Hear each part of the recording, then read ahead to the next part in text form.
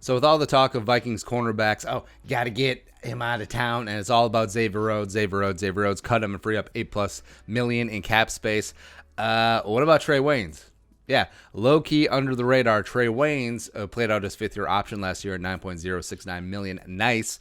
Is set to hit open for agency for the Minnesota Fighting Vikings. So are they going to keep him in the mix? It would make sense if they cut Xavier Rhodes loose, but also, I mean, Waynes. I don't think that Wayne's ever fully panned out on the potential, the promise of him being a first-round pick, but he is pretty damn solid, and I think that he's really come into his own in the last couple of seasons in the Zimmer Hellfire defense. Because remember, Trae Waynes. Remember the memes from all the way back in the day, where it's like, oh, Trae Waynes, oh, we should have took Marcus Peters, all that other stuff when Trae Waynes was the number 11 overall pick in 2015. I think that was, yeah.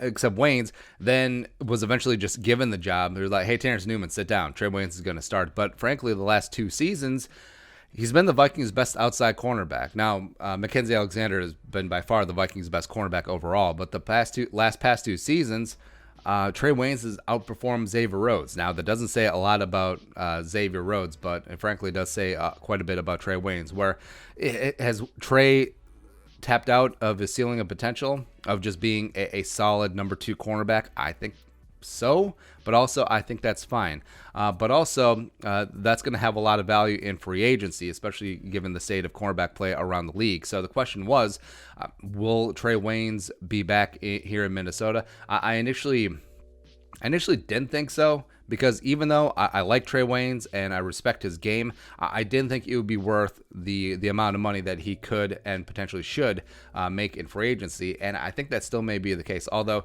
little bit of production value. So Spot Rack does this with a couple of free agents every single year. They gauge their market value, and Spot Rack rated Trae Waynes at $8.4 million a year in terms of estimated contract. 3 years, 25 point blah blah blah blah million, average $8.4 million per year, which would make him the 22nd highest ranked cornerback in terms of average. So I mean, 8.4, which is essentially what the Vikings would make if they cut Xavier Rhodes loose, the amount of cap space that would save.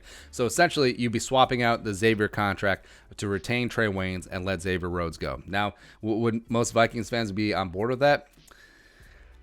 I mean, I think it'd be fine, but also the fact that Waynes had a bit of a down year. He had a 67 PFF grade, which is, even though it's the second highest of his career, certainly not top tier in terms of cornerbacks. But also, he gave up career highs in touchdowns allowed with 5, as well as quarterback rating with thrown at 105.6. So, was it part of Trae Waynes having a down year, or was it just a symptom? Was he a cog in the machine as the Vikings defense overall had a rough season?